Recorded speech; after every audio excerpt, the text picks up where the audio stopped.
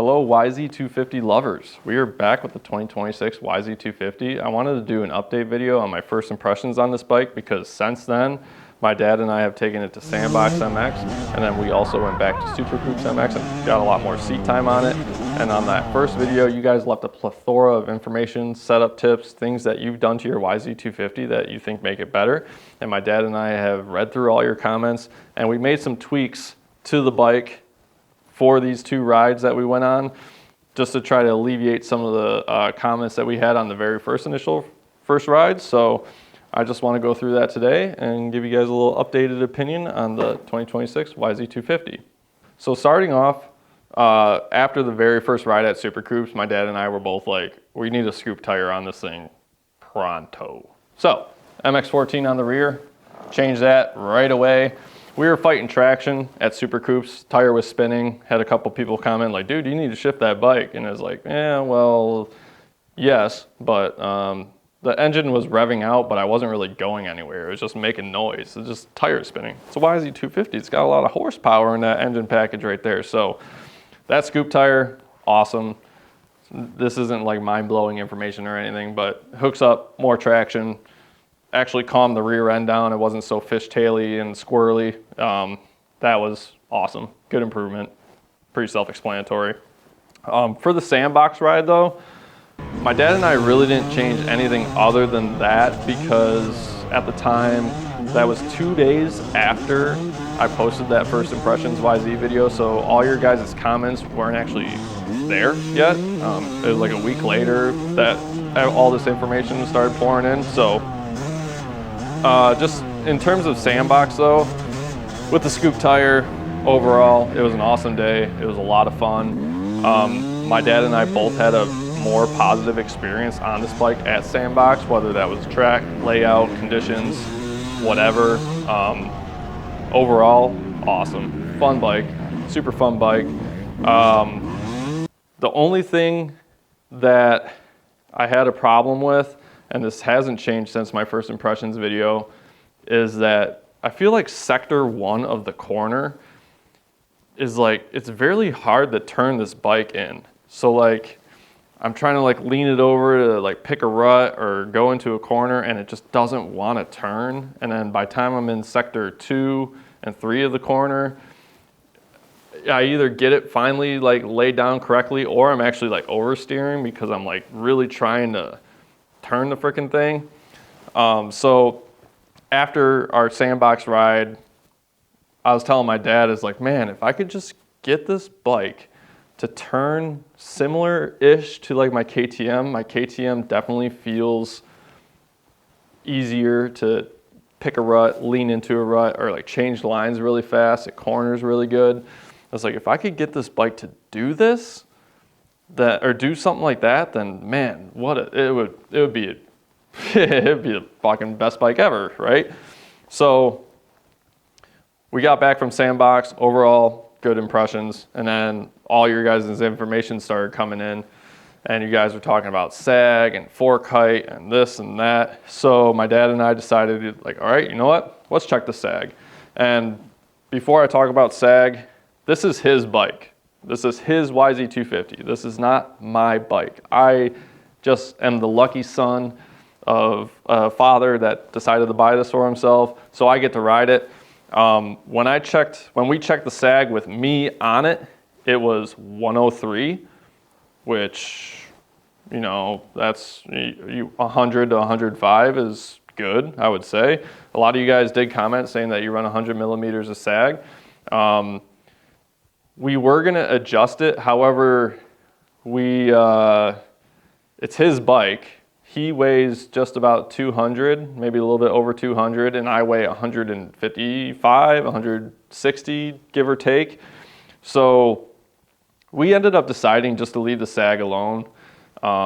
We said after our SUPERCOOP ride, we'll set it up for my dad, but just for the SUPERCOOP ride, we'll just leave it alone, and then I'll go through and like kind of tweak some stuff for me and see if it gets a little bit better. And so the sag we didn't touch, 103 millimeters for me, but fork height.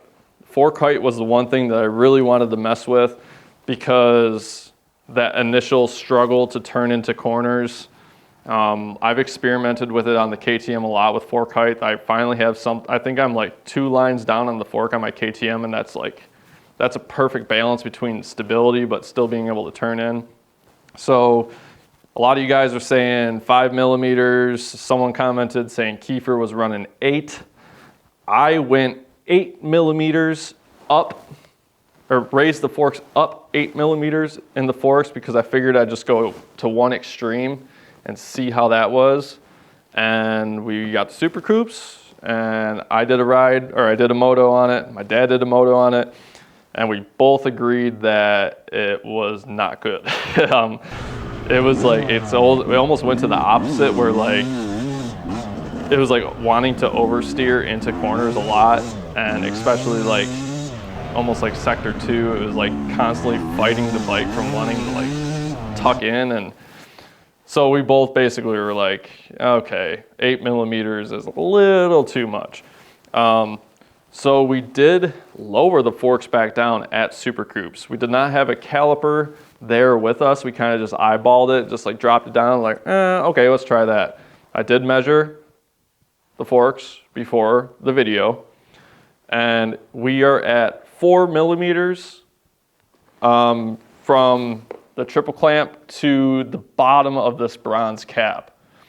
I didn't know if like you guys measure from the top of the cap to the fork tube, but I just did like basically the light color of the fork tube down to the triple clamps. That's 4 millimeters, and that change made it a lot better. It was easier to corner, especially like in sector 2 and 3. I wasn't really like oversteering as much, and it was a lot easier to lean over and make like quick line changes. And overall, compared to the very first impressions part of the video and SANDBOX, and then from the 8 millimeter fork height to that was like the best setting or best feeling that the bike has been. I kind of did come to the conclusion though, and you guys can tell me I'm an idiot if you want, but like my dad's 1996 RM250 is known to be a cornering machine. Like the modern 4-stroke Hondas are known to turn really well. Don't really know like what people's thoughts are on the 22 KTM frame, but I mean, that thing corners pretty good. I really like how it corners. And part of me is wondering if it's like, is the difficulty to corner just like kind of a characteristic of this bike? Maybe the triple clamp offset being 25 millimeters has something to do with that. I don't know. But I did, after riding it and having a blast, I was like, you know what? I think seat time is the problem here. Not used to this bike. I think between my dad and I, or just me riding this bike, I probably have 2.5 hours, 3 hours on the bike. So in reality, I'm sitting here talking like, it's hard to corner, it's hard to corner. Well, maybe I should just ride the bike more. 2-stroke just went by. Just maybe just ride the bike more and get more comfortable with it instead of trying to change a whole bunch of things, trying to find comfort. Maybe just get more seat time. And I will not deny the fact that my technique is not perfect. I am a C-class rider. I'm not a class A, class B. I'm like high C, maybe, you know. So technique, body position, all that stuff. Maybe that has something to do with it too. Not maybe, it does, okay? So I don't want to sit here and be like, oh, the bike.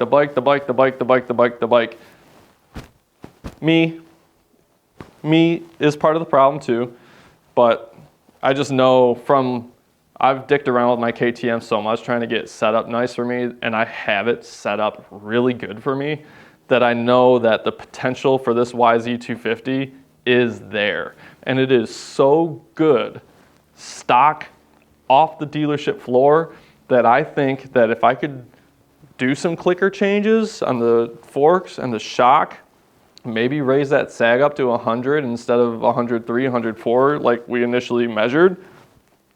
Whew, this thing.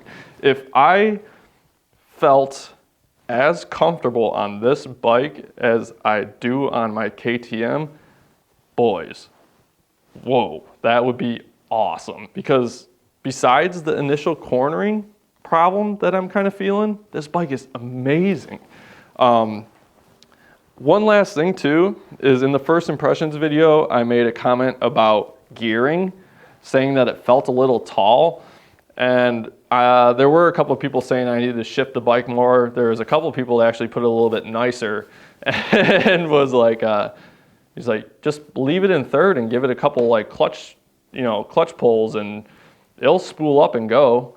I'm like, okay. So at SUPERCOOPs, I would leave in some of those corners, I would leave it in third and just give her a little gas and stab the clutch. And I was pretty blown away with how, I guess like the low and mid end on this motor is good, because yeah, I stabbed the clutch a couple times with some throttle and it like spooled up and just boom, go. And I'm like holy shit, like yeah, they were right. I don't know why I initially thought like third gear, like maybe it was like the way the motor was sounding. It was like, man, there's no way I'm gonna like hit the gas and it's just gonna be like, but you leave it in third and give it some gas and give it a little clutch pull or two, and then you just and goes. So like I said, I initially thought that the gearing was a little too tall in my first impressions video. My opinion has changed on that. I actually think it's fine.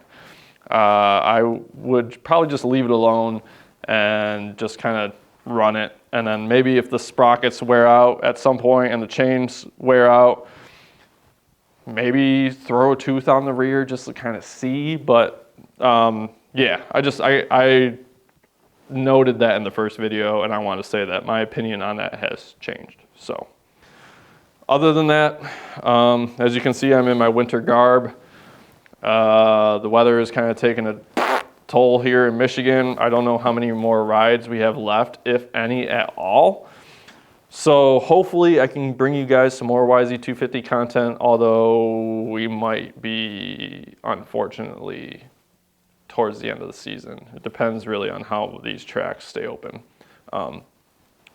So I guess just to wrap up this video, after this video is posted, I am going to post raw GoPro motos on this bike from SANDBOX and SUPERCOOPs.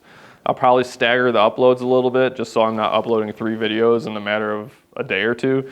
But if you guys want to check those out, subscribe. If this video is a few days old or like a week old and you're now just watching it, check down in the description. I'll throw the video links in there. And yeah, overall, awesome bike. Awesome bike. Love the YZ250 so far. Just needs a little massaging just to, you know, get a little bit more comfort out of her. And Jeebus, what a good bike. Thank you, Yamaha, for continuing to make this bike. Awesome bike. And thank you guys for leaving so much tips and information on this bike. That was awesome. I greatly appreciate it. You guys are the best. So if you got more tips for me, leave them down in the comments below.